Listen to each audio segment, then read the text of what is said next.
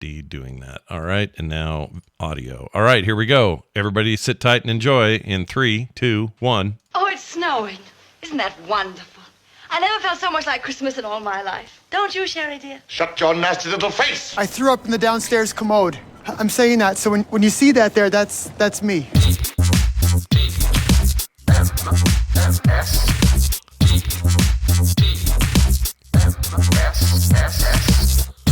I'll gladly pay you Tuesday for a hamburger today. This is the morning stream.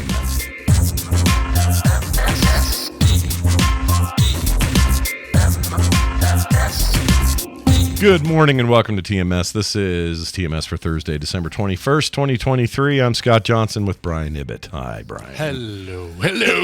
Hello. Good morning and welcome back to what we do every day. That's right. I said earlier it's this pre-show. It's the shortest day of the year. Let's look at it from the glass half full. It's the longest night of the year. Oh, Ooh, longest night. Take advantage of that, folks. Yeah. What would you do? How would one celebrate the longest night? What should you cram in to the? A massive orgy. No, awesome. Perfect. I'm in. It'd be the only time I feel like I could get around to everybody. You know? Yeah, no, I see where you're coming from. Yeah. The problem with the orgy thing is I can't imagine who I'd invite. You know, yeah. I don't know who I'd invite. Yeah, no, I can't either. That's the thing with me. Like, you always hear about those things and go, "Wow, that's wild." You know, people in the '70s have these big, crazy orgies at these nightclubs or whatever, and I always think, yeah, but you really, I don't think I could do it. Oh no, and it would have to be a. You cannot bring a +1 unless you clear it with me first. Like, yeah.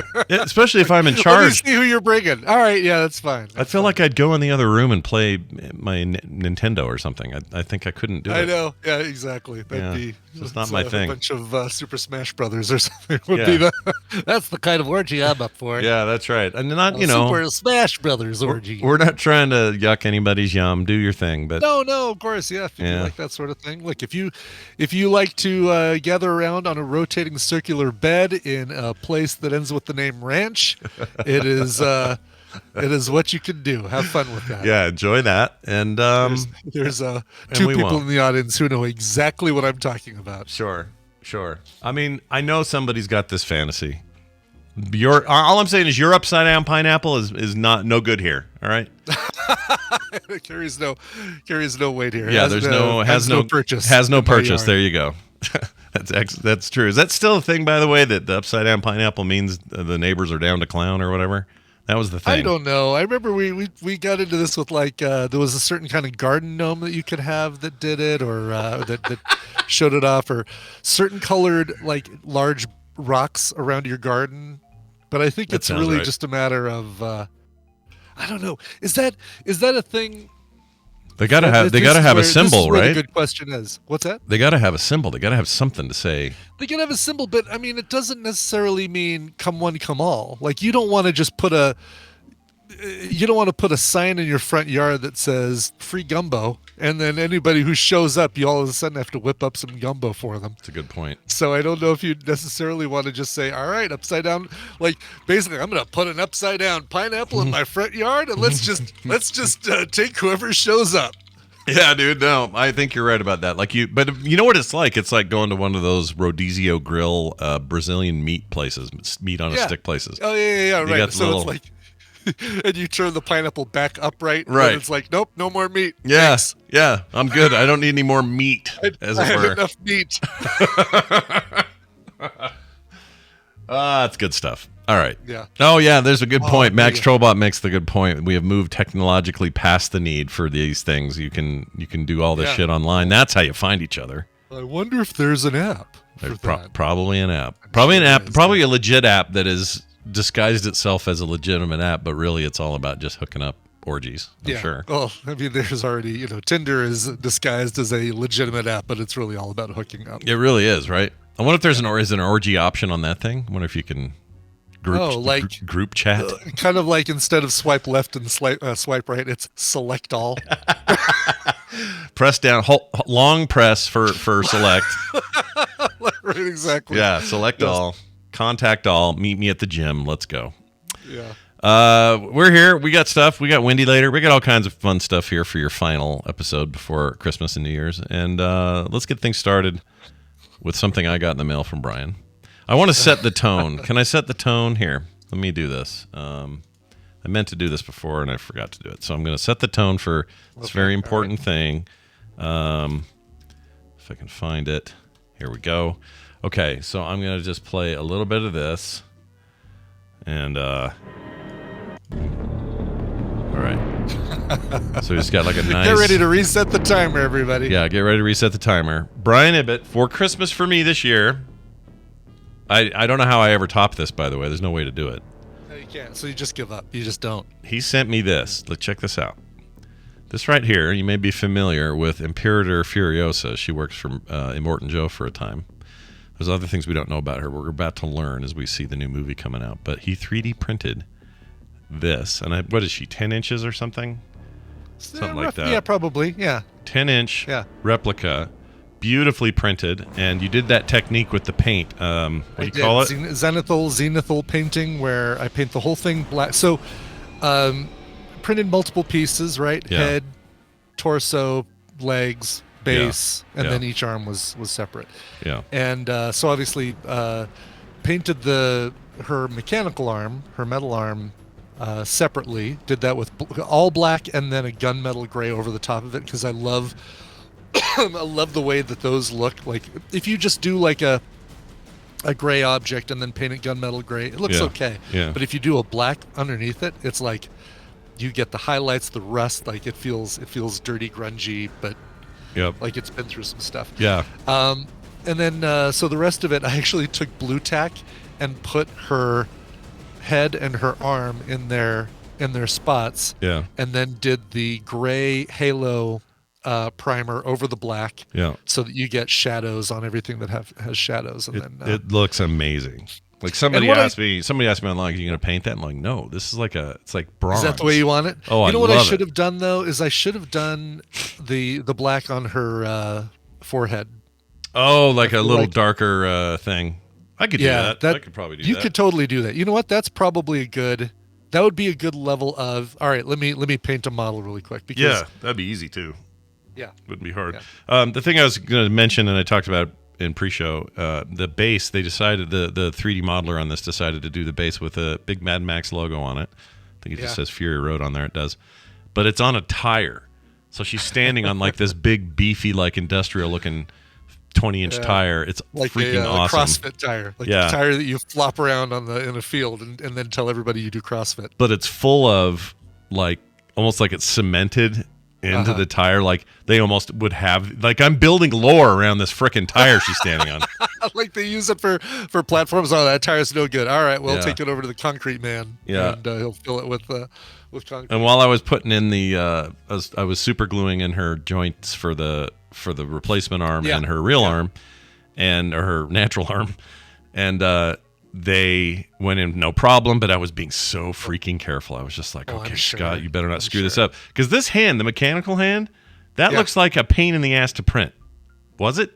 No, really wasn't. Look at all the holes in it and the lines and it's like a lot of detail, I guess is all I'm saying. Yeah, when you do the resin, it's really just a matter of saying, all right, what's the best angle to put this on the plate so that you don't need supports and there's not going to be any what's called suction.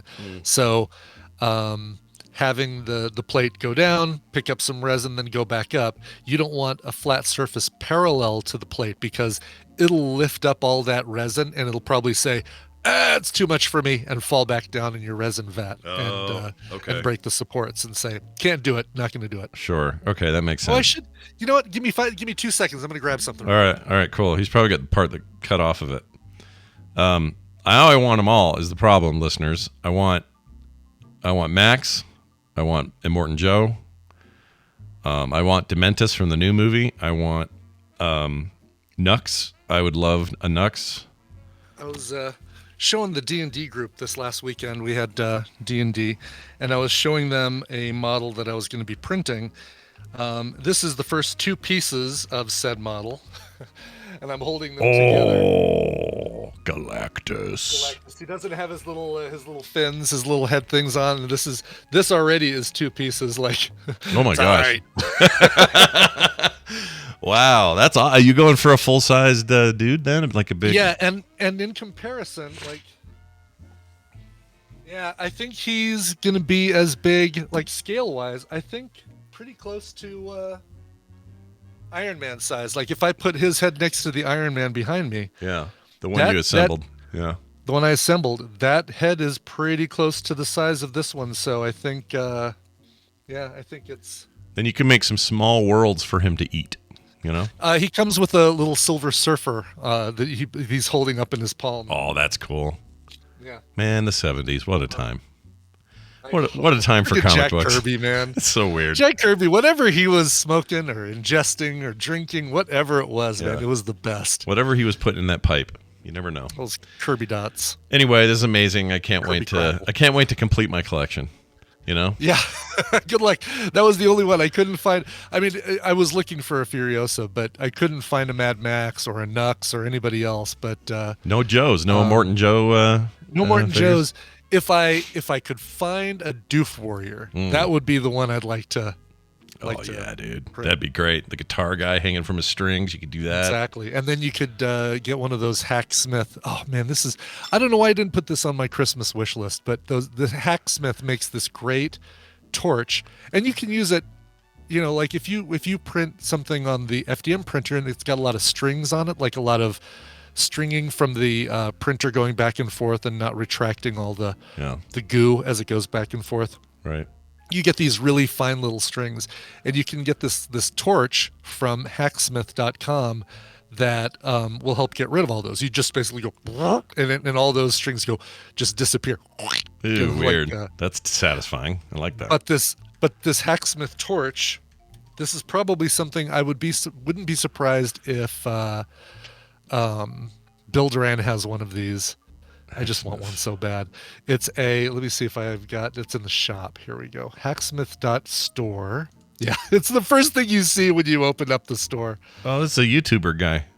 Yeah. Oh, is it these mini sabers? These are the torches? It's the mini saber. It's the little lightsaber torch things. Oh, Yes. these are badass. They are so incredible. Look at that. I want that. And you can put little things on them to have colors. Yeah, the Mini Saber Gen 2. I don't know why I just don't break down and buy one of these. What are these? $100. Jeez Louises. 100 euros. So euros, okay. Yeah. Well, I got a mini saber for 50. That's not bad. That's not bad. Yeah. That'd do your job that you're trying to It do. would easily do the job. I think, basically I will set the house on fire with this. Yeah, $85. Oh, the gold one is sold out. I like the white one though. I really like that.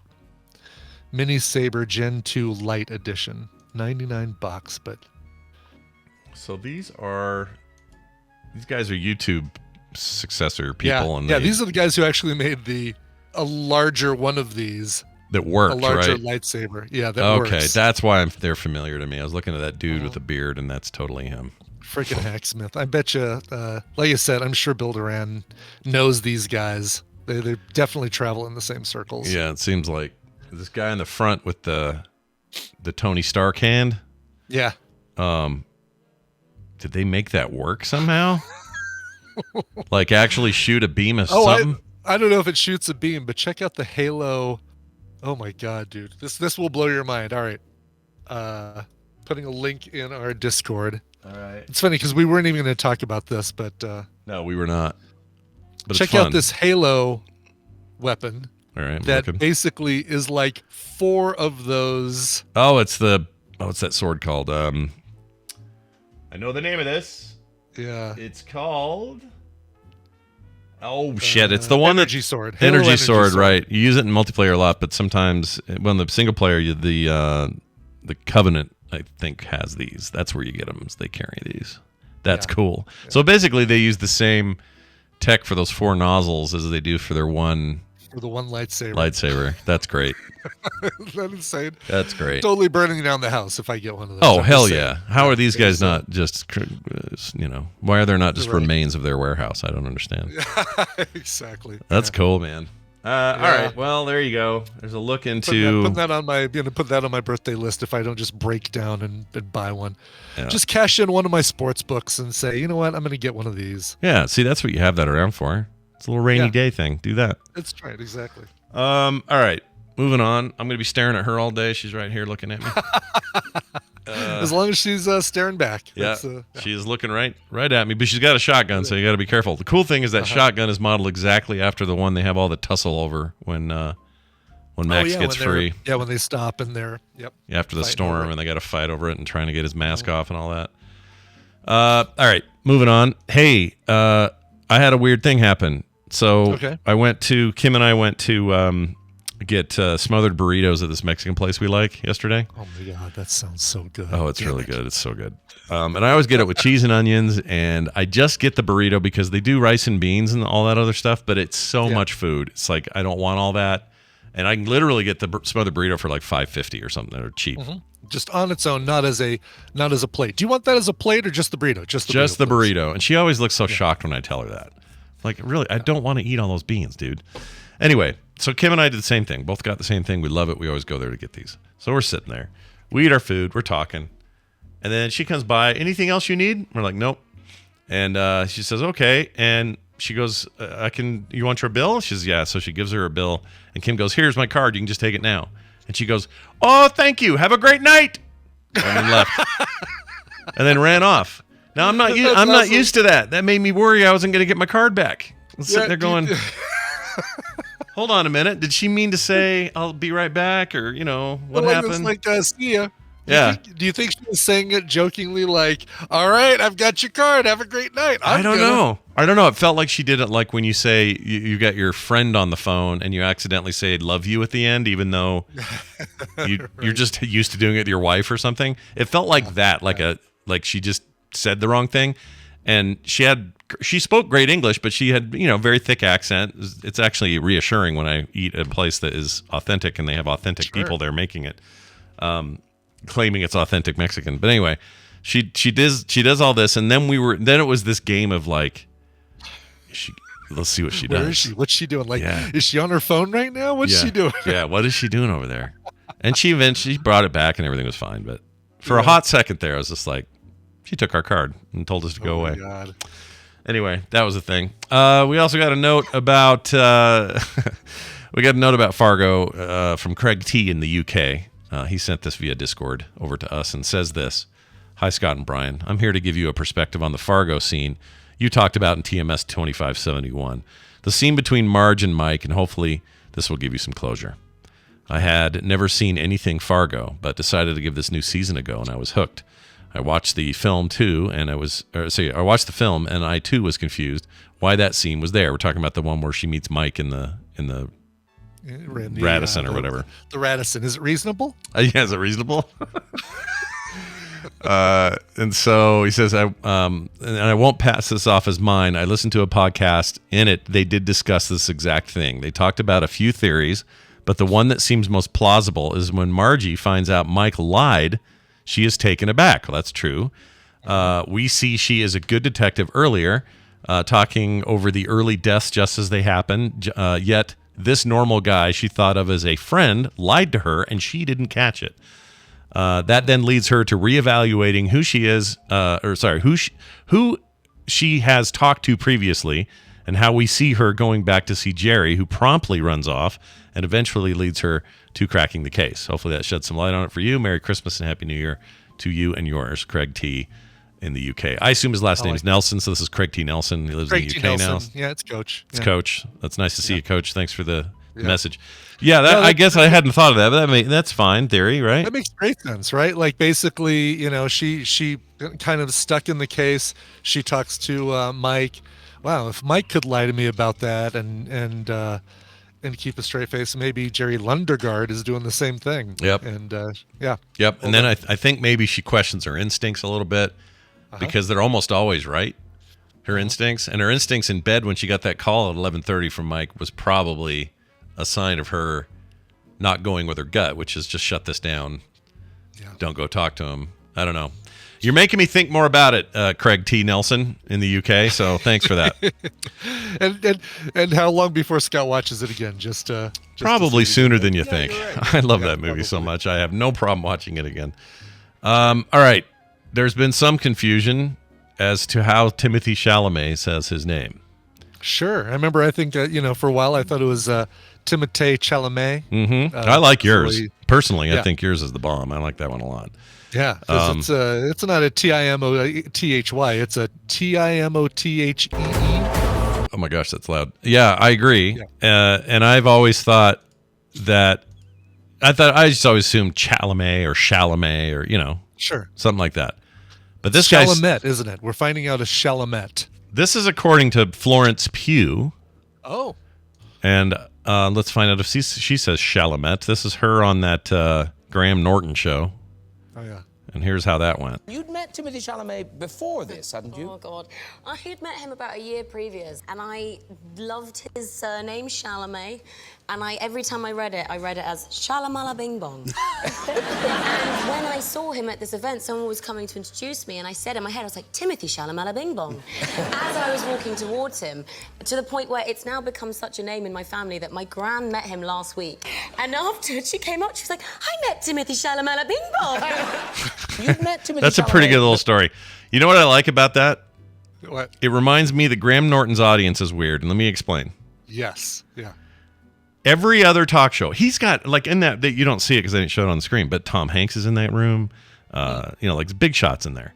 Mm-hmm. And his audience, when they clap and laugh, yeah, and this is true of most European, like, comedy shows, like mostly UK, but like British comedy shows, like, stage comedians, when they're performing over there, or any kind of like comedy performance. And it feels like all the way back to the 70s, all the way up till now, the audience are this like water faucet where they go, "Hi," and then they stop. Yeah, and then they stop. Do you know what I'm talking about? It's weird. I totally know. Here's my theory on that, because I've noticed it too. I think that there's for editing or for the broadcast, there's somebody, like, they've got a separate microphone that picks up the audience, and they don't want the audience's noise to cover up what the guests might say. Yeah. So I think there's somebody with a knob going, and that there's more laughter going on in the audience, but this person with the knob goes and turns up the sound and turns down the sound. What I hope we get is some messages from our UK friends, because I would love to know if that's correct, because Brian might be right. It does feel controlled, like it's it's not natural. If people really, like, basically would be, they sit there stoic until somebody says, "Oh, it's Shalamala Bing Bong," like, "Ah!" and then stop. Yeah, and then she says something else funny, and stop. Exactly. Yeah, it's really funky. So some clarity on that point I would like, if somebody wants to. I don't know if Zoe has the wherewithal to tell us, but if somebody over there knows, I think that's funky as hell. See, that would be good use for AI, right? Like, AI could say, "Oh, the audience has reached this threshold. I'm going to increase the volume on their gain, or increase the gain on their mic, and then I'll lower it because the person on the stage is about to speak again," or something. Yeah, and they're so used to it that I'm sure that if you did it a more natural sort of just let it breathe kind of way, they probably would. It'd be weird for them, probably, in the way that this is weird for us, right? Because we're used although to... they probably don't hear it like that in the studio. They hear, like, if somebody laughs at something small that is said earlier, it's kept in, and they hear it on stage because they're not getting the monitor. Oh yeah, good point. Feed. Yeah, live experience is probably more like what I would expect if I saw something like that. But if you're at home and that's all you ever see, this must just be the way you process stuff. I don't know. I think so. Yeah. It's almost like having a laugh track. I don't know. It's weird. It's funky. I don't know. I don't know why you guys do it. But go ahead. The whole thing is weird. Yeah. Go ahead, Britton. Do your thing. Be who you are. Hey, we heard from our friend Gwen up in Montana, Phoenix Pearl Tea. She wanted to respond to us about the Montana thing, because when we were talking about deaths on the highway on holidays, right? Thanksgiving being the most deadly holiday. Right.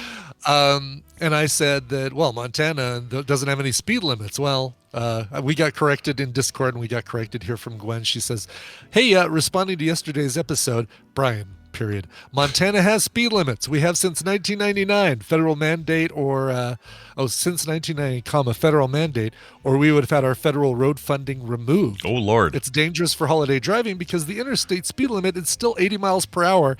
It's always windy as hell, and Montanas will drive on any amount of ice because we think we can handle it. Come on, man. Come on, man. She ends with a little Biden there. Yeah, a little Biden ending. I like that. Come on, man. Come on, man. We think we can drive on that because we can handle it. We can handle it.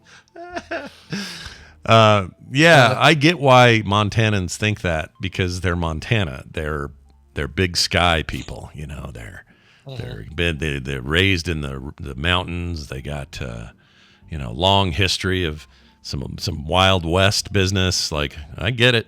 I understand. Yeah. Hell, I've seen Yellowstone. Those people are into it, you know? They are, yeah. They're rough and ready with that. It is funny though that you always see like these states that are like, don't tread on me, states' rights, blah, blah, blah.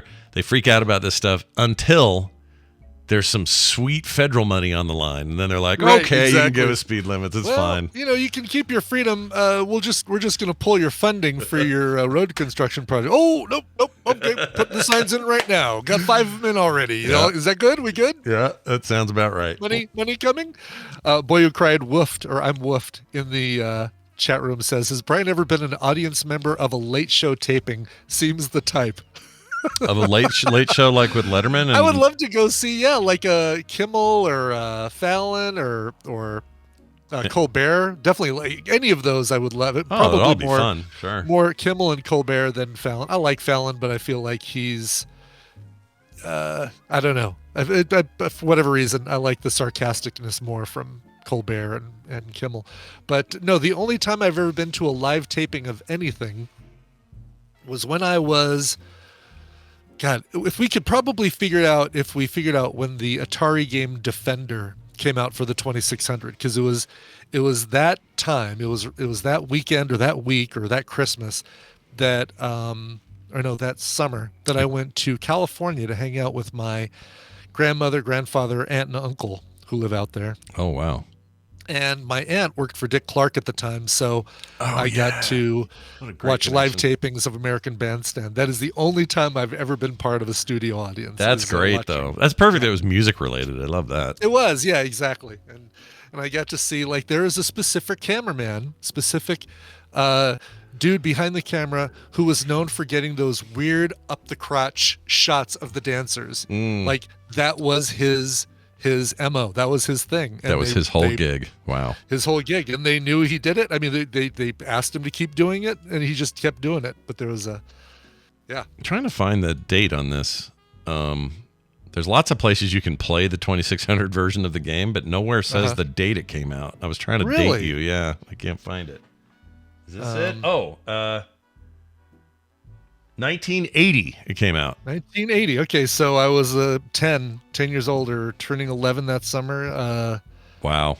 No, that can't be right. 80? That's what this says. That's when the actual arcade game came out, right? Well, let's see. Defender console Atari 2600 released by Williams Electronics 1980 it says. I mean, I don't know. This is one website. I'm not sure if this is correct. Because it came out released for arcades in 1981. It has the it'd have to be later version. then, right? Well, wait a minute then. How's that possible? Okay. Let's see. 55,000 units. Blah, blah, blah, blah. Here we go. This should not be this hard to find. It really shouldn't. No, exactly. Let's see. Where's 2600 on this page? Maybe 81 it comes out in arcades. So how the hell do they have 80 in here? Yeah, exactly. The 1982 Atari 2600 version was one of the best-selling games. There you go. The system with over 3 million cartridges sold. There you go. So 82. So I was 12, and I got to see. That's cool. Got to see Christopher Atkins from Blue Lagoon.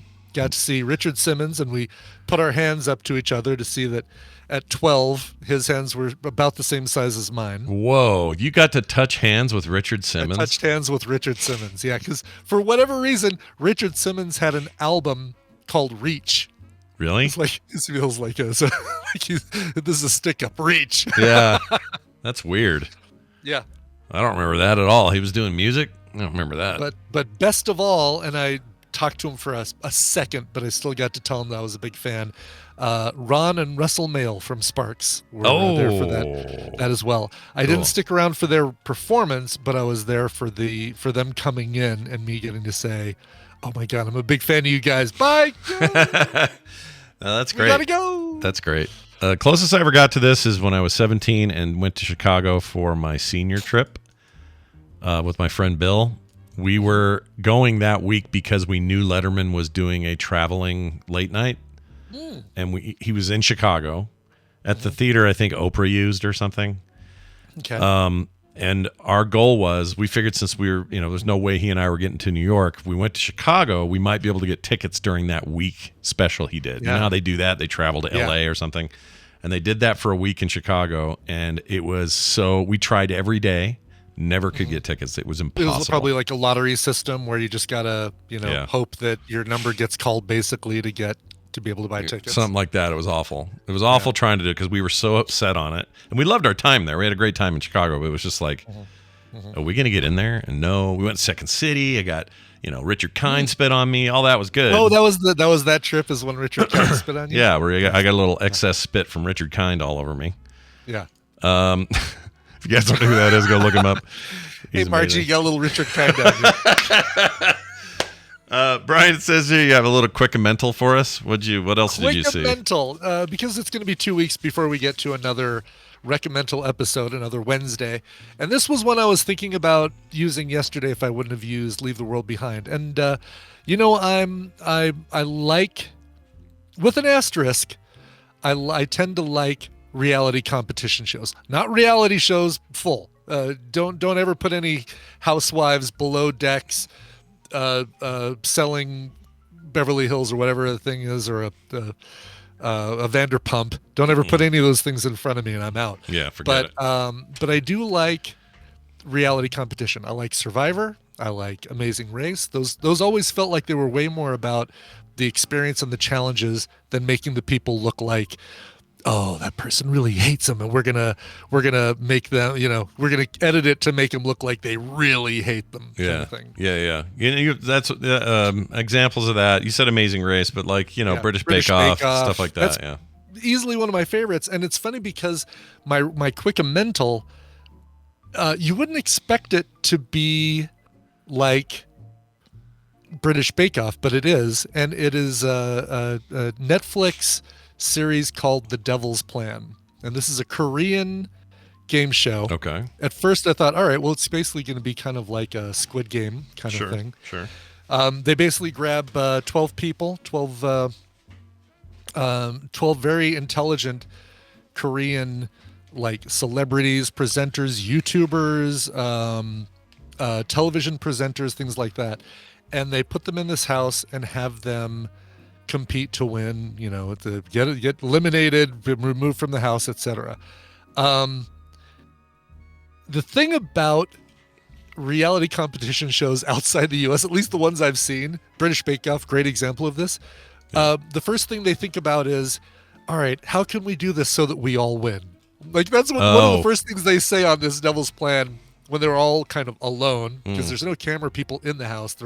It's all cameras from windows. It's like GoPros it's very parked Big Brother, everywhere. kind of very Big Brother in that way. Okay. And they're like, all right, is there a way that we can do this so that we all win? How do we do it so nobody gets eliminated? Wow. Whereas the first thing you'd hear in any American competition reality show is like, all right, I'm going to be gunning for Bill because I see Bill as a strong competitor. I want to take him out quickly. Yeah. But whatever, even the ones where there's a strategy to get together, like Survivor, occasionally, parts of the stretch is that alliances are big, right? Yeah. But they're never going to last, and you're always going to get screwed, and you want to be the one screwing everybody. So even then, you still end up in that place. That's interesting. I mean, did it work for him? I guess I don't want to spoil anything for anyone. It didn't work for him. I mean, people still ended up getting eliminated. But the thing that I loved about this show were the incredibly thought out challenges and competitions. There's one that's kind of similar to a One Night Werewolf where, you've got a virus and you've got virologists and a spy and a and civilians, and basically nobody can tell other people who they are, but they've got to like figure out how to work together to stop this virus from spreading. Oh wow. That one's really clever. But there were later ones in the series that were absolutely brilliant that I'm like, all right, how can I modify this for a TMS Vegas? Because this feels like it could be a really cool thing to do at a TMS Vegas. Yeah, you want to get Brian. I mean, this is Brian's milk and butter here. Yeah. Like it's, you want to get him stoked about stealing great ideas from foreign reality competitions like Taskmaster and stuff like that. Yeah, I love it. Anyway. It's good though, eh? You should watch it. It's really good. And God, there's just, the people on there, they're really good people. It's like it's impossible not to root for all of these people. And they just the Korean way of like consoling somebody when they're crying. Mm-hmm. Somebody's getting eliminated and like, oh, I really like this person. I'm sad to see them go. And so they put their arms around each other, but then they like really rapidly tap their backs. Like, oh, weird. Like really? They're hugging and it's like. Bap, bap, bap, bap, bap, bap, bap, bap. You know who does that? My sister-in-law Oknan does that. My Korean sister-in-law. I was wondering if I was going to ask you if that's something that you've seen in your family. My brother and my sisters don't because they've been here too long. They're too Americanized. But my sister-in-law, she does that exact thing, and I've never questioned it or asked. But now I think maybe you've given me a little connection there because I didn't know that was maybe a cultural. I think it's a cultural thing. Yeah. She does that. She'll hug me at a Christmas thing or whatever and just go. Yeah. And just pat like she's tenderizing you, basically. Yeah. And I'll go, oh, that feels good. That feels good. I'll tease her a little bit about it, right? Because I'm just like, I'm getting a massage. That's awesome. And she just kind of goes and she kind of pushes me away and walks away. But that's very interesting. Is this thing in English? Is it all subtitles? What do we got? It's all subtitles. It's dubbed as well. I watched the subtitle one and the the interactions between them. Oh, there's another aspect of this that made me gasp, like when one of the players figured it out. But it's almost like they're in an escape room at times, and they're given they're given these coins called the pieces, whatever they're called, and they're basically when you run out of pieces, you're out of the game, and you win pieces in these competitions, you lose pieces. These people, I swear to God, again, nothing you'd ever see in American reality competition. Yeah. These guys are like, oh, you're really low on pieces. You're in danger of going here. Take some of my pieces. Like, what? When does this happen? Weird. But one person figured out why the pieces look the way they do. Yeah. And again, it's like, holy crap, that is brilliant. Like why they're the shape that they are. There's a kind of a game within a game that they figure out. And, it's really, really good. Well, I'd say, yeah. I'd say you're fine listening to it with watching with dubbed. At least it'll be easier to understand the rules of all the games because they do get a little complicated. Sure. But they have nice little animated TED Talk presentations that explain how each game is played that they sit up there and watch. All right, player one will hold. Man, people think that the scoring on half-asses on Mondays is complicated. Yeah. You should watch some of these because once they explain, it's like, I think I get it. Once you see it getting played, it's like, oh, that makes total sense. But it's during that explainer phase that it's like, wow, how does this damn thing work? Well, I guess we'll find out in April and May how much inspiration. Exactly. If I'm able to rip off one of those and turn it into a really fun icebreaker with all of the tadpoolers that show up. If I can do it, I'll do it. I believe in you. I do. Yeah. All right. Well, that's all good. Lots of pre-show or lots of top of the show stuff, everybody. But don't worry, we got a little time for this. It's time for the news brought to you by. Want to help a sweet little girl with scoliosis, the daughter of some very cool tadpooler parents? Good news then, because you know you do. Because if you do, go to bit.ly/help Ricky's spine. That's HELP-RIKKIS-spine, SPINE. You can make a real difference. Again, that's bit.ly/help Ricky's spine. Yep. And I'll put a link in the chat and maybe I'll put it over in the Discord channel of the whatchamacallit, Discord, TMS Chatter. Yeah, Discord. Chatter. That's what it's called, TMS Chatter. There it is. Yeah, go check that out, you guys. She's a total sweetheart. And he's been putting some pictures up there too, so you can see kind of her cast and how they have to they had to do a new cast for her or something. Sounds like the way braces work over time. Like if you when they're young enough and you put the stuff on, and then you get some some adjustment, and then you change the cast so that it's just like you go get your braces done or changed or altered or whatever. It's like that kind of. Yeah, kind of like fusing, helping the bones fuse or grow the right way or that sort of thing. Yeah. Okay. She just looks like the coolest little kid. I got a big soft spot for that. So go help them out. They could use it. All right, let's move on to, look at this. Thousands have descended on New York City for the annual Santa-themed bar crawl. I didn't realize that New York City had one of these. The one I read about, Chuck Palahniuk wrote a short story where he joined the Portland Bad Santas, and they run around in Santa costumes, going from bar to bar, and then they've got squirt guns or squirt bottles filled with vodka or gin or something they squirt into each other's mouths. Wow. Talk about your orgies out of fascinating. control. Yeah. Right, your little Santa orgy. Santa orgy. Well, anyway, throngs of people. I almost read that as thongs, but I didn't. Dressed as jolly old Saint Nick descended on New York City in the annual Santacon charity pub crawl. The booze-filled stroll, which included no shortage of Grinches, elves, and other Christmas-themed costumes, kicked off at 10 a.m. in the bars and clubs in Midtown Manhattan. They were expected to make their way downtown, where the festivities would end at 8 p.m. In a local set of watering holes in the East Village.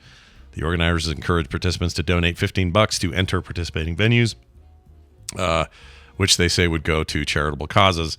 In the years past, I swear there was stories about brawls breaking out and like Santas fighting each other in the streets. I hope that didn't happen this time. God, no kidding. Should probably be okay. Everyone be okay. I mean, the more these people drink and the more, you just hope that they that they don't overdo it and become belligerent Santas. Yeah, because no kid wants to see that, No kid should be up at 4 a.m. watching Santas fight anyway. Well, but that's still. true. What are you doing, kid? Go to bed. Yeah. Here's a fun story. If you have a bronze statue, just like this amazing 3D printed statue of Furiosa that's now next to me over here and guarding me as the show goes on. They're often separate pieces. They're not always one solid piece. And that's also true of traditional bronze stuff. Well, in the case of Abraham Lincoln, a statue of him in Kentucky, somebody took the hat. Really? So the sculptor didn't just make the hat and the head one piece? I would think you would weld it if it's metal. Well, I would think exactly. Right. Like there would be no Abraham Lincoln's head within the hat. Right. Like, if you remove the hat, you've got an empty chocolate Easter bunny looking cut off the top of Abraham Lincoln's head, all hollow inside. I'm trying to see if their Facebook post actually includes a photo. Yeah, I'm missing it. I'm gonna see if Oh yeah, there it is. Yeah, you know what? I think they did model his head. Really? And then the hat was on top of it. This is like that sword my brother-in-law Steve made for my daughter's school. They had a Thor's hammer, and then the handle in it. You couldn't lift Thor's hammer. That's the idea, right? It's too heavy. You're not supposed to lift it. You have to be worthy. Yeah. But the handle, if you jerked it around enough, people figured out a way to pull it out of there, and that pissed everybody off. Steve had to come up with a trick to make it not move. But they're just separate parts. So I guess this could make sense. But anyway. Well, I'm looking. Hold on a sec, because no. So it wasn't on his head. It was on that platform behind him to the right of him. Sitting by his books. By his books, there was a top hat there, and so they pried it off that rock. And okay, that makes more sense. That makes sense. Okay, well, what happened is they took the damn thing. The sculptor Ed Hamilton posted photos of his artwork on Waterford Park on Facebook on Saturday. They said somebody stole the hat. They had to be strong and determined to pry the bronze from the base. Good grief, he says. He's a real Charlie Brown kind of guy. Good grief. Yeah. Let's see. Oh, yeah, it even says in the descriptor here, the top hat was rested on a rock beside the former president, who was born in rural Kentucky. Park officials are reviewing video recordings to see if they can spot any suspicious activity so they can get the hat back. Good, yeah. I think you stole the guy's hat. I think you took Abe's hat. Yeah, what a crappy thing to do. Yeah, it's a shitty thing to do. Don't be doing that. Be nice to stuff that's in public spaces. Exactly. Come on.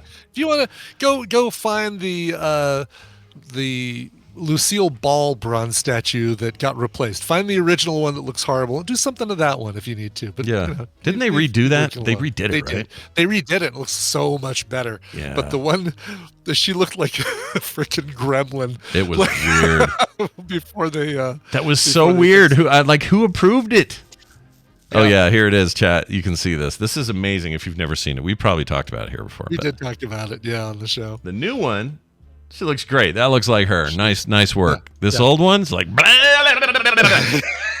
going to eat your children. That is not her at all. It doesn't look a thing like her. No, it's horrendous. It's so bad. And whatever. They fixed it. Yeah. Also, what was she doing? Oh, she had a spoon? She had the Vitamita Vegemin, or Vitamita Vegemin. Oh, okay. Vitamita Vegemin. And the one they replaced her with is just her standing holding her dress with a hand on her hip. So they got rid of that She part. just smiled and gave me a Vitamita Vegemin sandwich. Wow. Look at that. Look at the combo. Oh, they're so bad. That's so bad. It's really bad. Was it Lionel Messi who had the other really bad bronze? Oh, yeah. I mean, part of me feels for the artist a little because it sounded like he got in over his head a little and didn't, just couldn't pull it off. But for some reason, her old statue, before they fixed it, they gave her Polly Walnut's hair. Like, it's got Shaka Gray on the side. Yes, right. That's funky, man. Anyway, let's move on to this story. Air Jordans that were made for Spike Lee. The filmmaker Spike Lee. It's a Spike Lee joint when you watch his movies. Anyway, were donated to an Oregon shelter and auctioned for $51,000. Those are expensive shoes. Good Lord. Wow, no kidding. Aaron Holcomb couldn't believe it. The sale price kept jumping for the rare gold Nike Air Jordan 3s that were anonymously dropped at the donation chute of this shelter that he works at in Portland. They found out later that they were a custom pair made for filmmaker Spike Lee, ultimately sold for $50,800, more than double the high end of the predicted sale price. All proceeds go to the Portland Rescue Mission. Let's see here. We couldn't believe it, he said. The generosity of this moment has been a huge celebration. I wonder if it was just him and he just didn't say anything. I don't know. Could be. Because it doesn't say. No, but I mean, he's not in Oregon. He would have had to... I guess he could have sent it to somebody in Oregon and said, put these in the donation box, or... Yeah. There are airplanes. He could have flown there, sure. Yeah, but still. Imagine having $51,000 you could just throw at a pair of old shoes. Mm-hmm. I'm glad it goes to charity, but I want to know more about the guy who bought these damn shoes. Like, who does that sort of thing? You got to have money to burn.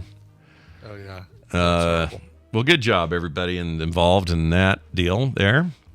Let's go to Denver, all right? Oh, Denver. We're not going to the local headlines. Yeah, we're not going to talk about, Supreme Court rulings or potential people on the ballot, not on the ballot. None of that. But we will talk about your zoo. Of course, I'm going to appeal this. I'm going to get away. Don't worry. They tried to shut me down in Colorado. But what's great is there's a bunch of old stuff where when he was running in 2016 or 15, during the campaign anyway, against all those guys, and Ted Cruz and him were like, hated each other. Now they're like licking each other's buttholes. But anyway. Yeah. Oh, yeah. But back then, he had said he worked really hard or tried really hard to get Ted Cruz off the ballot in Ohio. And there's all this like public stuff that he put out about how they had every right, the state had every right to remove him from the ballot, and he had all this stuff. So of course that's coming back to bite everybody in the ass. Of course, it's like there's so much of that, like, well, no, this. Oh, really? Because you said the opposite. Here's all that video, the recording of you doing it. Yeah, States' rights. Wait, that's not in my favor. No states' rights. I mean, people could do the same thing with us, right? They could.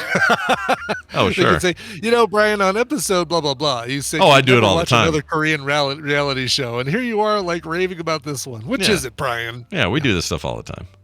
I contradict shit Margot. all the time. Yeah. I don't know, Margot. He's trying to put that Bose system back together for some reason after it got hit by a tree.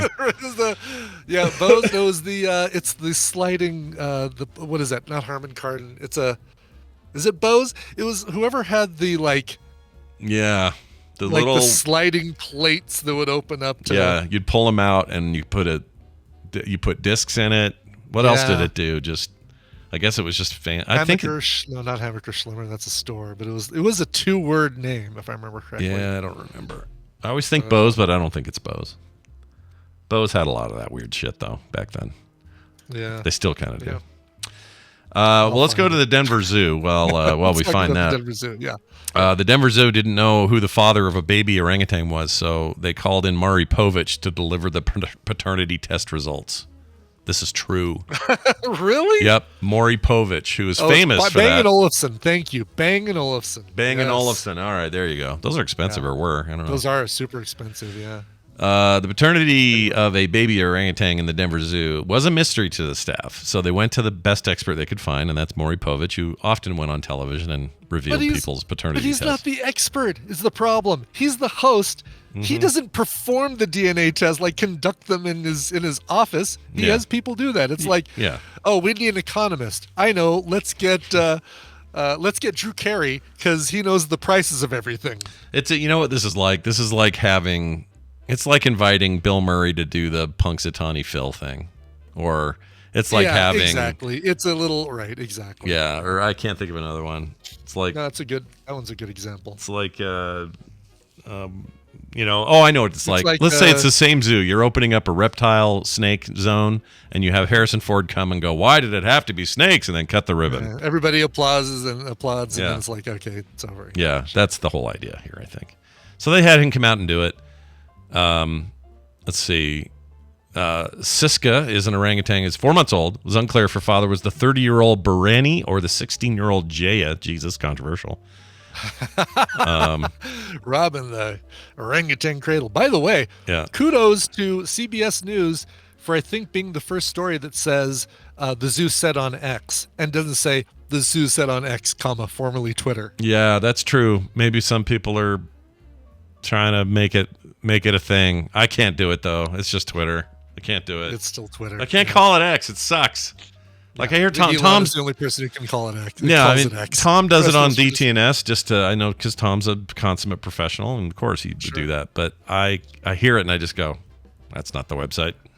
Yeah. That website's called Twitter. I don't know what's wrong with you people. And they send emails all the time. I get emails in the social tab from Twitter /X that says, here's what you missed on X, and then in parentheses, formerly Twitter. Like, they're still telling me that. It's annoying.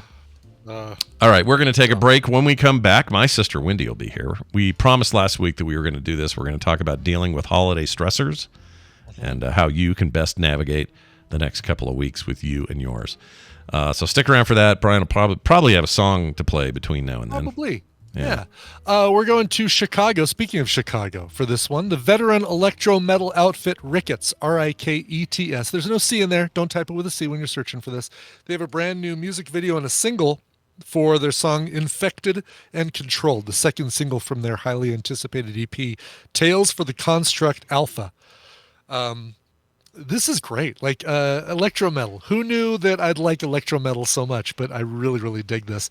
This album is going to be released in spring of 2024 via God-Size Records, an imprint of Art is War Records. And these guys have been around since 2004. They're amazing. The band is called Ricketts. Here is Infected and Controlled. What a beautiful Christmas this is going to be. With Timex Course, you have gift-giving ideas from the most elegant to the most athletic. Merry Christmas, everyone, from Timex. What's the world coming to is all I'm saying.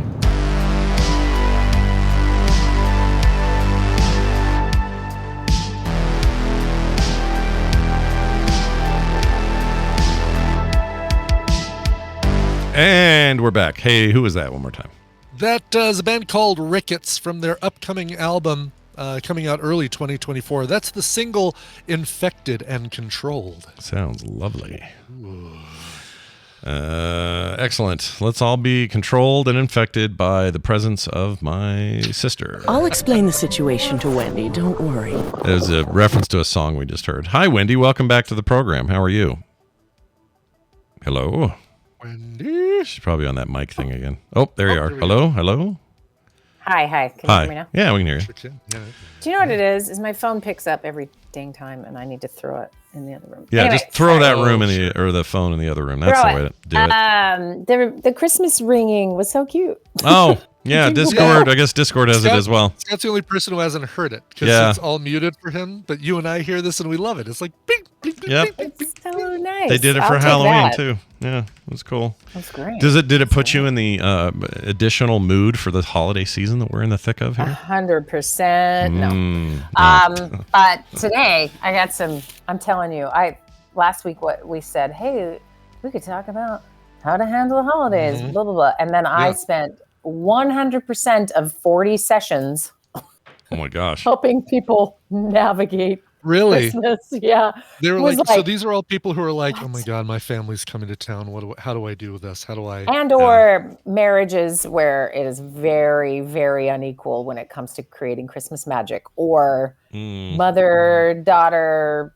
adult children dynamics, or someone has cancer and how to, I mean, I am telling you, I was like, I joked with someone. I'm like, do you have some Christmas stuff we have to talk about? And they're like, I don't think so. By the end, it was just all trauma around Christmas. I'm like, dang it. Oh. Do you remember when we were little? It felt like every year Dad would use the word pagan like 50 times a day during Christmas.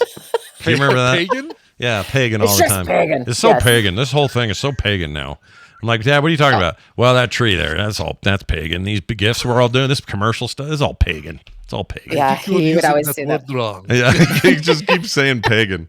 He loved saying it. I don't know what the deal was. Yeah. But I think he was grouchy that he had more required of him than he had energy to give. Yeah. And then I also think this, the other day, a client was like, I can't be on social media anymore. I'm like, why? She's like, I'm barely holding on. And I just saw that the new cool thing is to wrap your gifts in some Japanese beautiful fabric and tie it in this technical way. Yeah. And I'm like, what are you saying? Don't do that. And really, yeah, it's just like more and more and I thought, my first thought was Dad, who would wrap stuff in sheets. Yeah. That's where I learned it. I was like, they're recyclable, which is great. Yeah, you're going to use them throw later. Away when you're done. Exactly. Just put them back on the bed when you're done. You put them back on the twin bed that you stole it from. Sure. It was a fitted sheet that probably had a stain on it and not Japanese beautiful painted fabric. Oh God, really? Oh jeez. Yeah, if something was really, especially if it was big, because he would do the bigger gifts on Christmas for the kids, they would always be wrapped in a sheet. And often those same sheets were the ones he'd throw over the TV if a sex scene came on while we were all watching a movie. So whatever it takes, the memories are good. Anyway, we're gonna talk about those things today. Where do you want to start? We don't really have an email to kick us off, but I know a lot of people will relate. So much in my head. Yeah, yeah, good. All right. Okay, well, I'm actually going to ask you guys to give us the platform to go from. So I want you to just kind of guess. Brian, you already started this a little bit. Guess what are the most common hang-ups for people around the holidays? Just like imagine, it could be something you have. The most could be related to common family hang-ups. or not, but just like what are the things that are triggering? So not just, oh my God, my family. Yeah, they're going could to just be. talk. They're going to bring up all of the same things that they always bring up, and I don't know how to deal with it. What else? Let's see. God, just being pulled in every different direction. That's what I feel like I'm going through right now. Is like, oh, we've got to do this on Saturday, and then we're going over this family on Sunday, and then we've got this other thing Monday, and it's like, can I just have a day where I sit at home in my pajamas, play Spider-Man or Mario or something? Yeah, and that's stuff I really want to do around Christmas. Can I do that? Yeah. But so getting pulled in too many different directions, is that a hang? That's a good one. That's a good one. All right. So let me ask you real quick: who's pulling you on all these different directions? Tina. You mean the president of magic? That's the one, right? Yep. It's really just, we know we need to see all these people. We know we need to get together with everybody. It's just, it feels like the thing that we love about the holidays is also the thing that causes the most stress, which is, yay, we get to see everybody and get together and have some warm joy and hot cocoa and blah, blah, blah. But then it's also like, okay, well, that's Saturday. Then we got this thing Friday night. Oh, we have this thing Sunday. And then we got this other thing Monday on Christmas and blah, blah, blah. And yeah, it just feels, it's a double-edged sword. We love the one side of it, but get cut by the other side. Okay. So we're gonna stick with your example, and then we can elaborate it for like other situations. But I've been doing this with everyone this past week, and it's been really enlightening for folks as I want you to start with the end in mind. What is the feeling you want to have Christmas night after all of the jolly making is over and the things are done? And, let's all acknowledge that Christmas is, celebrated in a lot of different places. For many people, they're like, yeah, whatever. But your own personal experience of that holiday, what do you want to feel at the end of it? What will it feel like? It'll feel like serene. I'll feel satiated by getting to spend time with family, but also feel like, get to just have some time hanging out with just Tina, where it's just the two of us and the Christmas tree and the cats and all that sort of thing. Okay. Love it. But then I'll feel like, I'll feel like I've put in my time with my. You're also please the president of magic. Okay. So, right, yes. So we have that's the dream. Who doesn't want to feel that at the end of all of this work? I don't want to be the person who wouldn't be excited by any of that stuff. Yeah. Right, exactly. And Americans literally just like have their normal full-time jobs, then they add a 20-hour-a-week job on top of it for 6 weeks. And that is how you get magic by one day, right? Like it is a stressful thing. But I think most often what we're doing is we're looking at it going forward. Like I need all these presents and all this stuff done before that day. And we often don't think, how do I want to feel on that day? Now work backwards. So let's work backwards. I know it's only 4 days away, but work backwards. What needs to be part of the recipe for the next 4 days for you to feel serene on Christmas night? Oh, geez. Okay. And that's an add in or a take out. It could be either one. Yeah, it's a schedule, like basically having an agreed upon. Let's try and be out of there by 9:30, so we can have some time back at home. Basically just like an agreed upon, not so early that people feel like, oh my God, he was just barely here, but more like things are starting to wrap up. Tina and I are going to head home and we're going to just kind of hang out and we don't even say that. We'll just say, we're tired. I think we're going to head home. But, you just want to have a plan. I get that. Just have a plan. Have a like when I look over at you and I give the nod, that's our time to like start. Yes. Getting out of there. Yeah. So what has to happen for that to happen? Oh, Tina and I need to agree on a signal. We need to agree on a time and what the plan is. Signal. But we kind of also need things to progress at those events in a way that we're not leaving in the middle of ham being cut off the, the honey baked ham. Like we basically, but obviously I'm not going to say, hey, can we get a move on? Can we pick this up? We're burning daylight here, people. Come on, let's. Right. So maybe you have 3 levels. One is the ideal, the other is the likely, and then the one is the pull the ripcord, we got to go time or something. Yeah. Okay. So notice what we did is, and that's just one facet, right? It also we've made it to DEFCON 2. We are out. We are leaving. We're not even going to say goodbye to people. No hugs. We're just out the door. Yep. It's called the Irish goodbye. But so when you do this and you think to what you working backwards, sometimes like you instantly could come up with, staying late and having that drag on affects a lot of different things that don't feel good. So the plan is, let's have a plan to get out of there, right? Yeah. The other thing being, you mentioned cats, Christmas tree, Tina time, that calm. So like, when is that built in?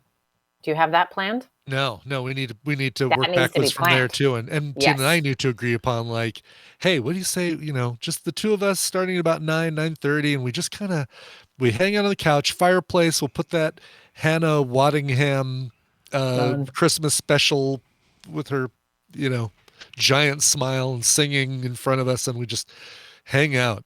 Maybe some. Perfect.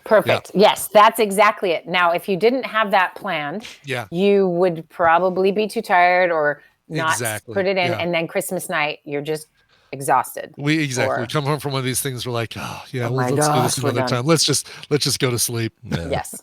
So people can do this, and I know we're a little late on this part, but like people can do this with, what do you want Christmas morning to feel like? Sure. And the letdown of consumerism is real. And so you buy all this stuff and everyone opens it and you feel crappy. So, okay, if I don't want to feel that, what do I need to do working backwards? Well, what if the Christmas present is an experience we all have, and that's where the money goes? Or what if we, help another family in need, and that's the feeling we want, but you have to work backwards from what the outcome you're hoping for in order to do that. So a lot of families will have, we're going to go to family dinner and Uncle John is going to say, well, Biden is just a body double. Right, exactly, yeah. Have you noticed that Taylor never parts her hair in the same place? Yeah, what's up with that? Weird. And you need an answer for that. So you might say, what's the feeling you want at family Christmas dinner? And that's not to be cornered by Uncle John and listen to his conspiracy theories. So you need a code, you need a friend, you need a thing. And this is the one I've been recommending left and right, and people are loving this, is set an alarm on your phone for every 2 hours. And the alarm needs to sound like a phone ringing. Oh, really? So an audible, not just like a little tap on the wrist. Yeah, yes. Okay. An audible. So you can just mute it if you're feeling good. If you're not feeling good, it's a call you've got to take.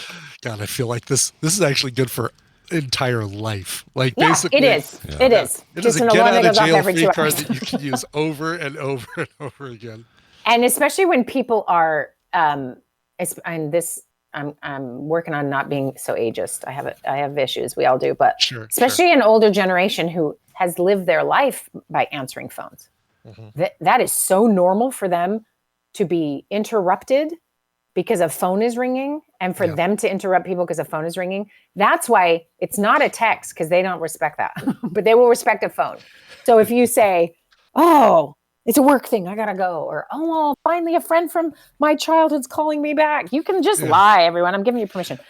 But you just walk away, and here's the most important part.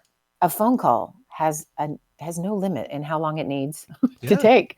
So you go into another room, you find the laundry room, you just sit there on the washer, and you play on your phone, you take a deep breath. Whatever it is to de-res. Exactly. It's kind of perfect because this is the holiday where you will get a text message or a call from somebody you haven't heard from, like, oh my gosh, hold on, there's a friend from college that's texting or calling me right now. Let me just grab this. I'll go outside and grab this. Yes. And then you have a designated place. This is also where you find the cousin who brought the gummies, whatever. You got to have your, you have to have your strategies, but you do it by going backwards. Wendy, I'm the cousin that brings the gummies. Everyone find Brian. You're that guy. By the shed. Yeah. That guy. No, if only. Anyway, so that's an example of I like it. Pre-planning so you get the outcome you want. And what's fun is that people can start to just feel like the game of it as opposed to being the victim of the situation. But really, and the main point here is in any kind of stress, this is theoretically good stress where you're like, oh, we're planning fun stuff.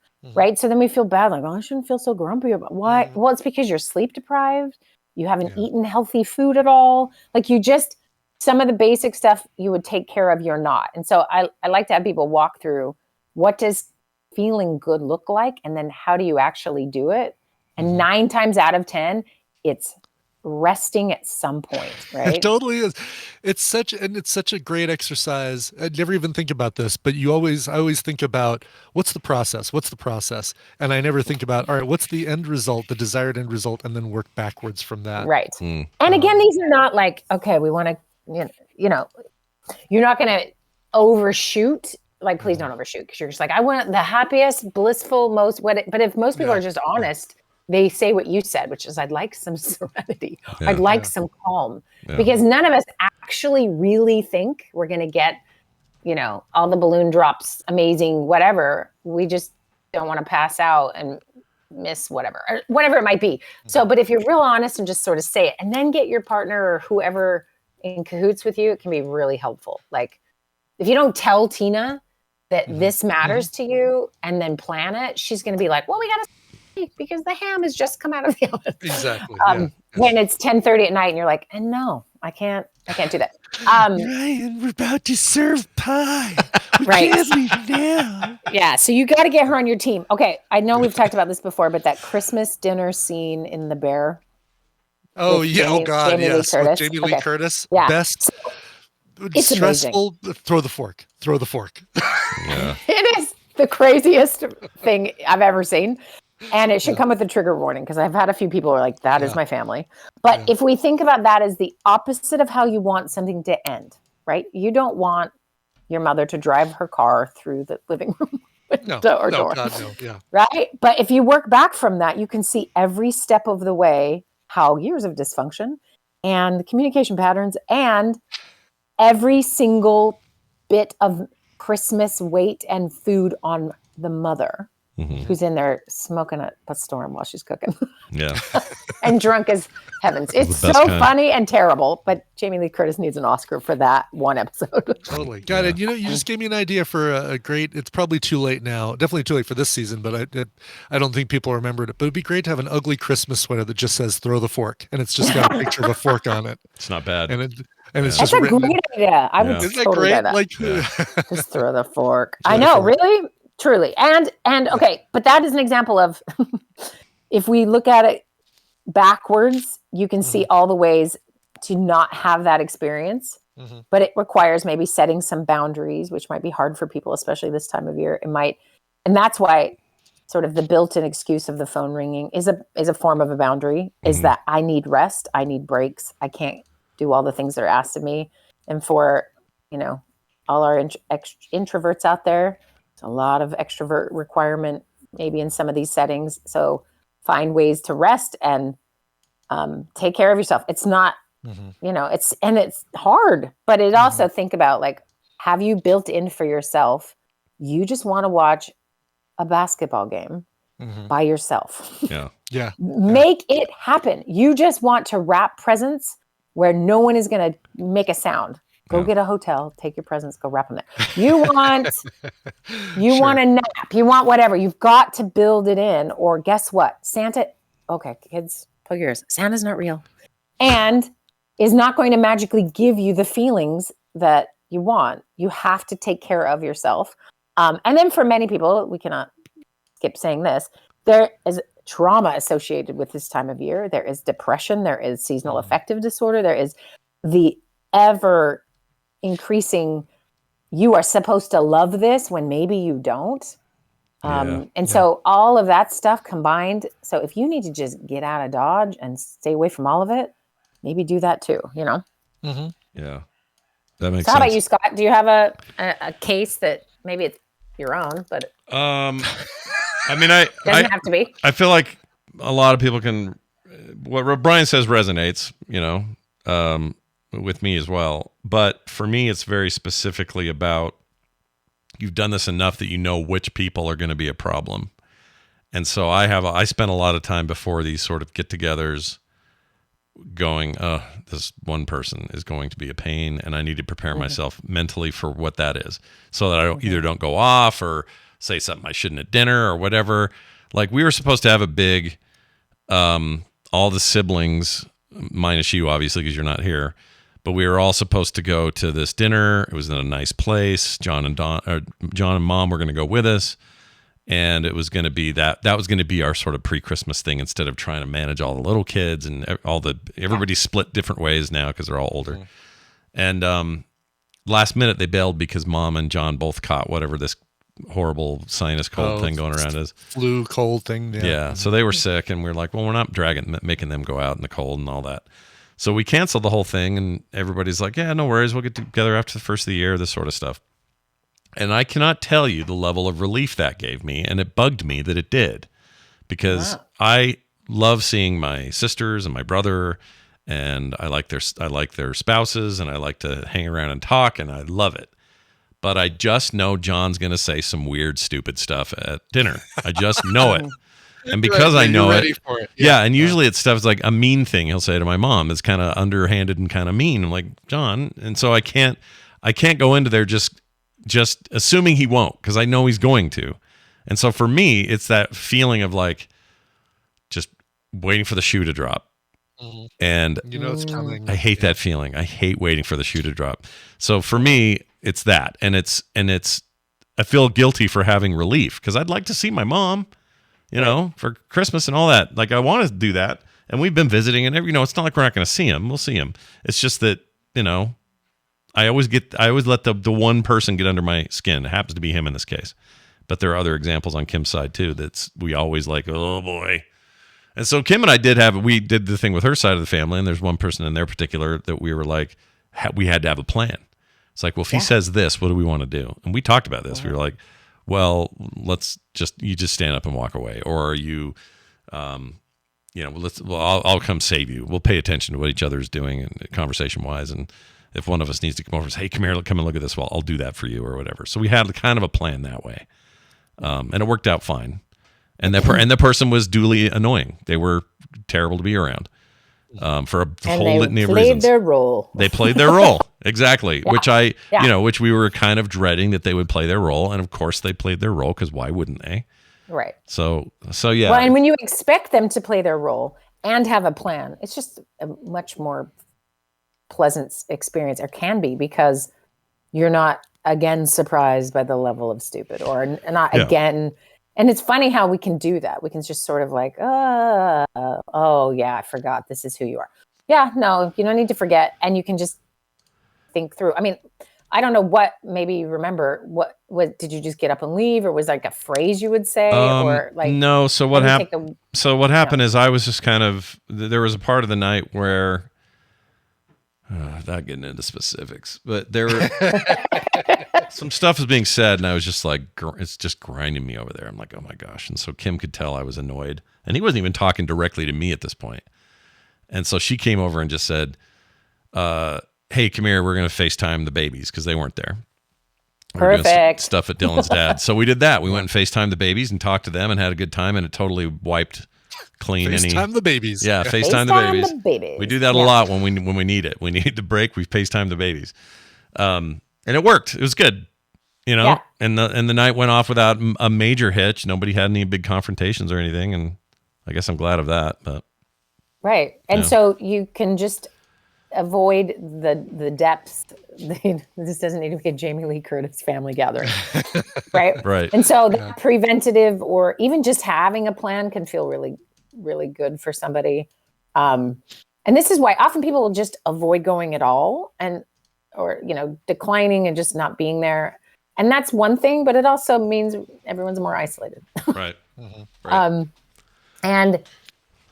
And so having just something set up can be helpful, but really importantly is also this idea of like, what is it you need right now? So this is where, when somebody has traditions that are very, holiday focused, they can like, I get really into the feel of all the things. Sometimes you need the opposite kind of thing. Like, every Saturday before Christmas, we go the opposite direction of the malls. I don't know what that means. We're in the woods or something. You kind of find a way to create some of this emotional stuff we need more of maybe this time of year. Sure. So making sure you don't neglect any of that. Right. And then like your favorite food, you don't wait for someone else to make it. You just like get it. And then it's at your house and you eat it when you're with the fireplace, watching the show tonight, as opposed to it just is happening to you. And that's been a theme. And then I'm going to bring up mine. So here's mine. That I saw a lot of this week. And I really have a question about this that maybe we could all tackle together. Is sometimes my clients will say to me, have you seen that meme? And I have 100% seen it. And I'm like, we're all looking at the same thing. And also, I don't think dudes are looking at this. And so, for example, it's a Christmas morning, the most ridiculous looking Christmas spread, this beautiful house with the tree and all the kids opening their presents and stockings are being handed out. And the dad, have you guys seen this? No. Not yet. That's something familiar yet. Not Because yet. the algorithm doesn't send it to you. And this is my point. Anyway, so he walks around and he finds an empty stocking and he's going to each of the kids like, oh, is this one yours? And then he goes over and finds his wife and says, whose stocking is this? Like there's nothing in it. And she's like, that's my stocking. Huh. And that resonates like 1,000 bricks in the face to every single I hate that. heterosexual couple in the world. Yeah.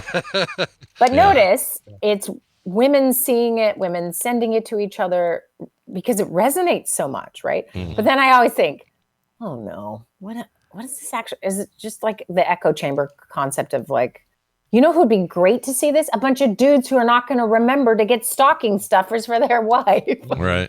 Anyway, but that idea of like there's a fairly known big disparity between who does what at Christmas. So let's just prove our points.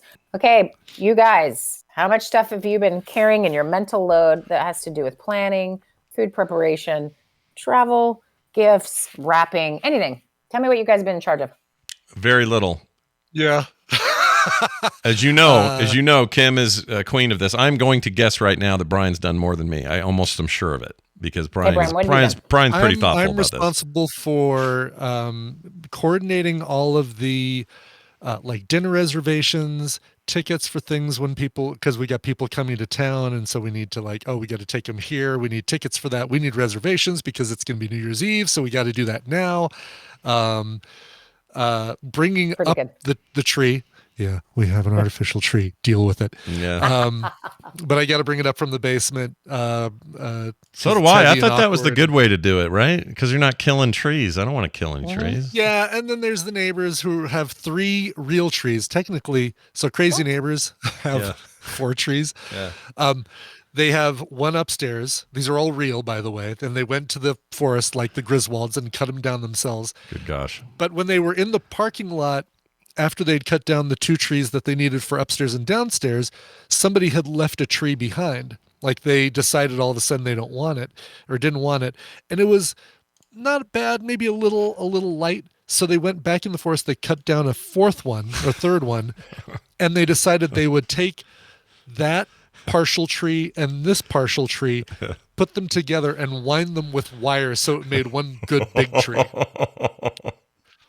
You don't call them crazy neighbors for nothing, by the way. No, we have yet to see what Frankentree looks like, but I'm excited to see it when we finally get a chance to. That's amazing. No, that's great. But anyway, so in charge of what else? Tina made cookies. Tina wraps presents. Tina wraps my presents for me. Yep. For the ones that I can just throw in a bag with some tissue paper. Boom, done. Yeah. She gives me my list of the people that I'm buying for. It's a much shorter list than the people she's buying for. I'm in charge of making sure all my friends and co-hosts and people I work with and everyone's address is up to date, and that that side of it I'm in charge of. Virtually everything else Kim does. She decorates, she wraps, she thinks of the thing. I can't think of any. What do we get for Taylor for Christmas? I don't know, no idea. And then she'll go figure it out and go, hey, this is what we're getting them. Like that's the way it works. Oh wow, okay. Yeah. And I'll say, okay, that looks great. I approve. Not that I even need to. Let's just go. We're good. So that's the deal. I'm sure none of this surprises Wendi. She's witnessed it. It's just how it is here at the house. So tell me this. Does Kim ever complain about it? No, she loves it. She loves all that stuff. It's her. Also, I'd love if you started to be like, I think we should do it this way. And it would be funny to watch. Oh, it'd be hilarious, right? Actual opinions. Yeah, no kidding. But she really is. She's A, very good at it. B, she really enjoys it. And her whole, everyone talks about what their love language is. Hers is gifting. She's just very good at it. She knows like the right times, and she can see in somebody's eye that they could use a little pickup, and she'll go find the perfect thing that they need just at that moment. She's just really good at that crap. Yeah. And you don't need to be because you share a brain. And we share a brain. Right? And it does. Yeah. And it's never, there's never, I should mention this. We don't fight about it. It's not right, because it's a deal. It's not crossing. And there's also another thing. If she's thriving in that, she's found whatever the balance is that works for her. And I think that's very much always been her naturally, right? I agree. But I would say that's really more rare.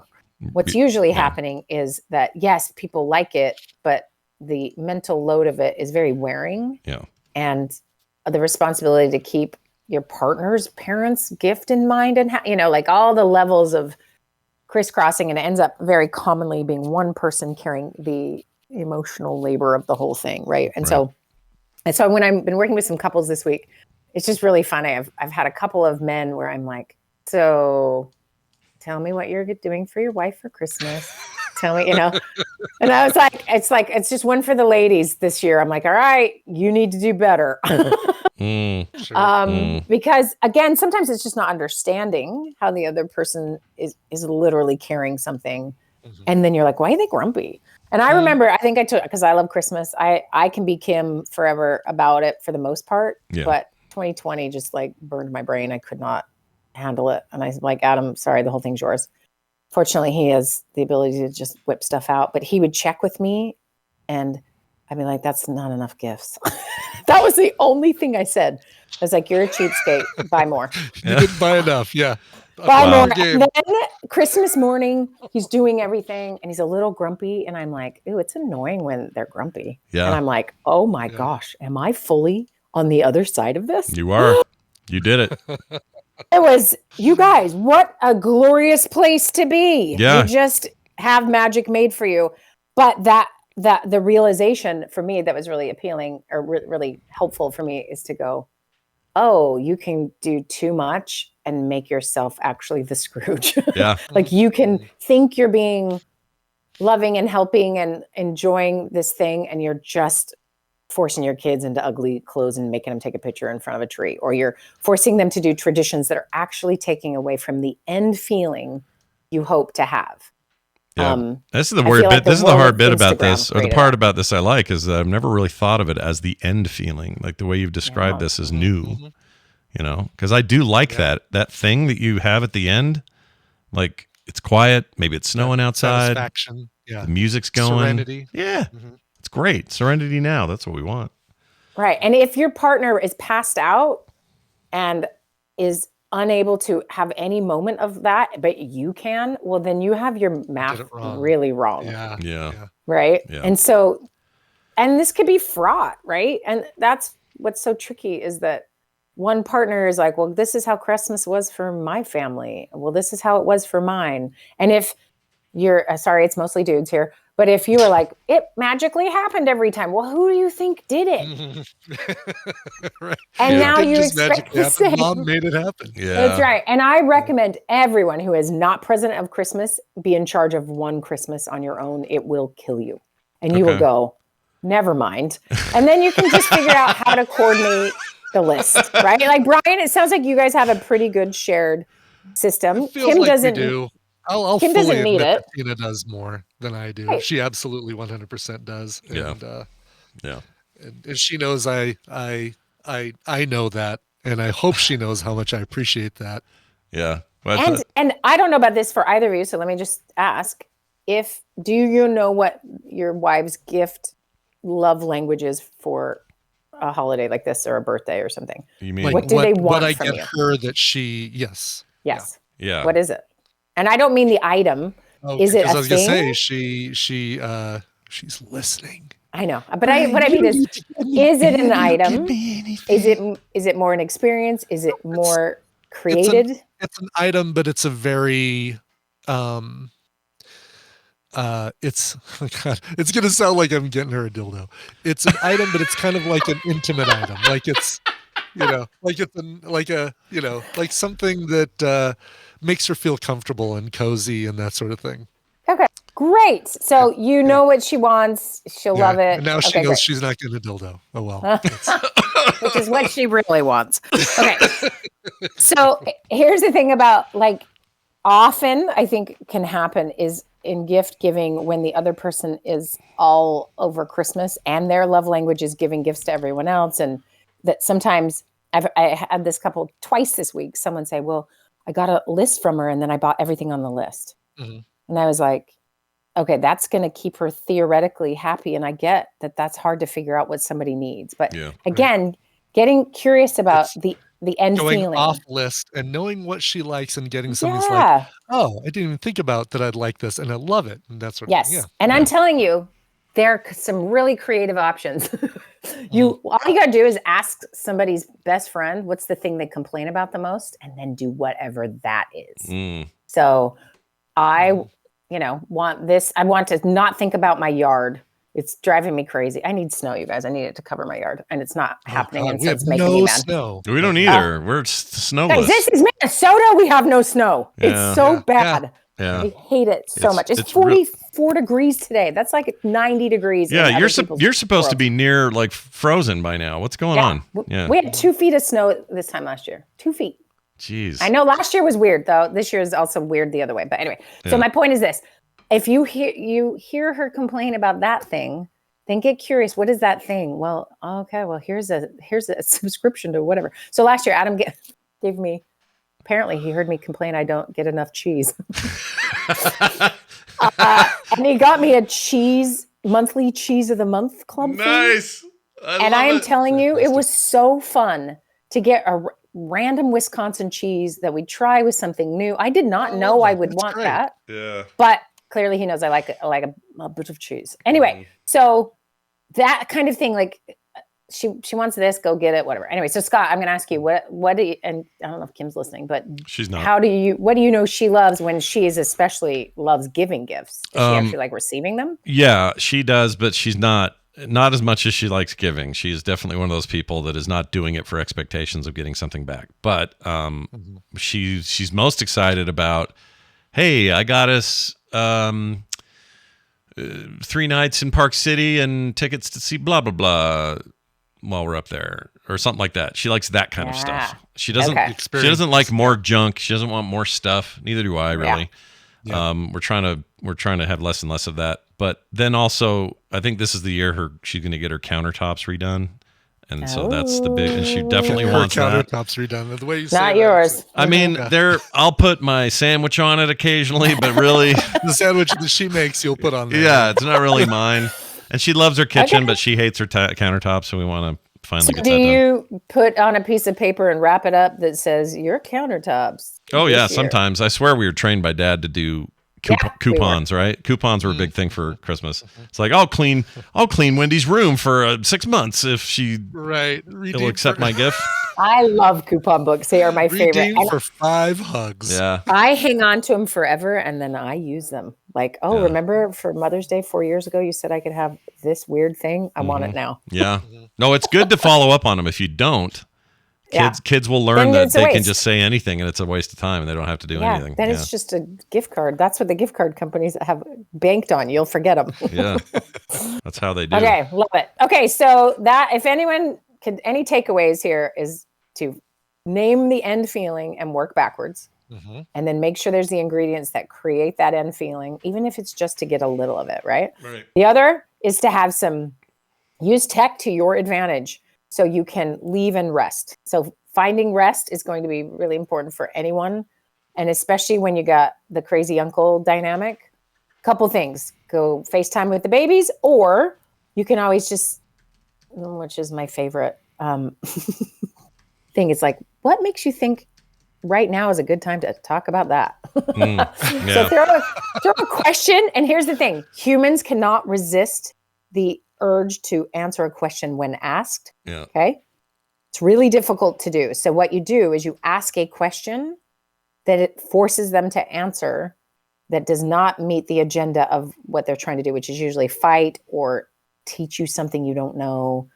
And you can just say, you're going to throw it into stark relief that this is not an appropriate place for this conversation by asking a question they have to answer. Right. What is it about me that would think you could tell me that here at a Christmas party at Grandma's house? I love it. God, I love just that. Just thinking of throwing that question out to certain people just feels so hilarious just to watch them, because there would be some serious squirming when because again, the why they are bringing it up is not because they're trying to be appropriate at the Christmas party. They probably are uncomfortable. They probably need you to think they're smart. They probably need something in that moment, or why would they do it? So you're just checking. Are you doing this right now? And then they will feel compelled to answer and probably won't, or will give something weird and they'll stop. Right. So try that. And then the timing, so your phone goes off so you can make sure, get a break. And then also for all the men out there, go fill her stocking now. Go find the stocking, fill it now. Yeah. Go. Do that now. Mine's sort of got stuff in it, but it's not full. I got to go do that. So Yeah.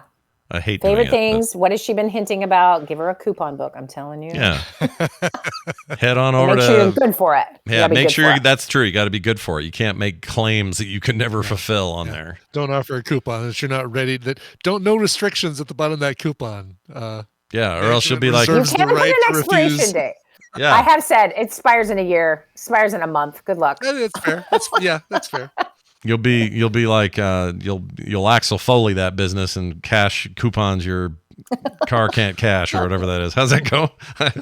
Your cash and checks checks that your mouth's offering coupons that you're not going to redeem. Yeah, there you go. I guess it doesn't roll off the tongue quite like the movie did, but not so much. There we go. All right. Well, these are good bits of advice, I believe, for people at home, especially. I think the men folk take heed. All right. Seriously. Not our awesome, like, listen, I know in particular, I know of one married gay couple in our community who outshine anything any regular couples do anytime there's gift giving or thoughtfulness or any of that kind of stuff on par or on tap. They're on it. So I want you to ask them how they split Christmas magic. Who does what? Who carries the burden of it? And if it's equal, I'd love to know. I would too. That would be great to know. Well, in the meantime, Wendi, I hope your Christmas is also free of conflict, that you'll be able to go in there with a plan and that you'll find your serenity. And if I'm FaceTiming your grandbabies, you'll know why. That's right. You're welcome to, because they're a lot of fun right now. Those kids crack me up. I got to send you a video, which I'll do after this. Anyway. And when I see you at TMS Vegas and your watch starts ringing, I'll know exactly why you're doing it. Oh, I didn't think of that. You'll know her tricks. I gotta go. Oh, it's a shame. I'll see you guys later. All right, Wendi, have a fantastic holiday. We'll see you after the first of the year, and we'll see you then. Here's my favorite thing I say to every client. You ready? Yeah, go. See you next year. Oh, I hate it. I hate it so much. Bye now. Okay, bye. Well, there you go. Oh. That's your Wendi time today. That's great. It's a good Wendi time. Yeah, it's a good way to end the year. I like that. That's good stuff. Okay, let us now move forward, ever forward, never looking back, and do what? Oh, I'm going to read you a quick text. This is a parting note from a texter. It says, listening to TMS 2570, and you guys couldn't remember the name of the L-shaped thingies that you use to measure or draw lines or whatever. To draw right angles. Yeah. Yeah. This says here, they are actually called squares. Love the show, though. It's true, they are. They're called squares. L squares. I just sent you a link to draftingsupplies.com, draftingsuppliesdew.com. Oh, here we go. They're L squares, and that's exactly what I was trying to think of. Yeah, I couldn't remember it either. I still have a huge one of these somewhere. Yeah, and it's dumb because it's like, it's not like a T-square, but it's kind of L-shaped. What are those called? And it's really like what's that guitar game called? Something Hero? Right. The idea is to create square angles, and we just could not think of square. Yeah, but exactly. This big long one down here in the bottom right-hand corner of that page you sent me is, I have one just like that.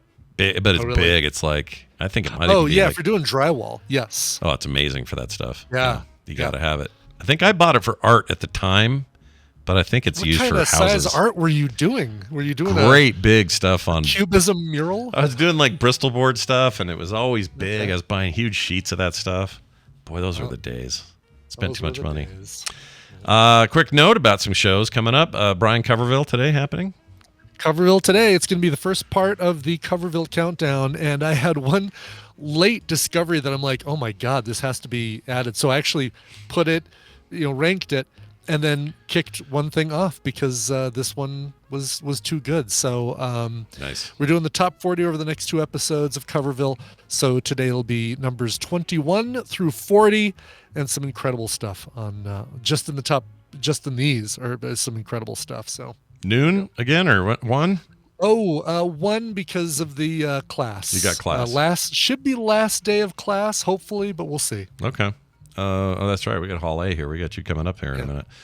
I'm also going to be part of something at 11:30 a.m. today, about 45 minutes from now. Hopefully I can edit in time and be ready for it. But a couple of the core guys are going to be streaming with the Grinding Gears guys for their charity today. They're doing a Children's Network charity. Cool. And we're going to play, I forgot the name of it.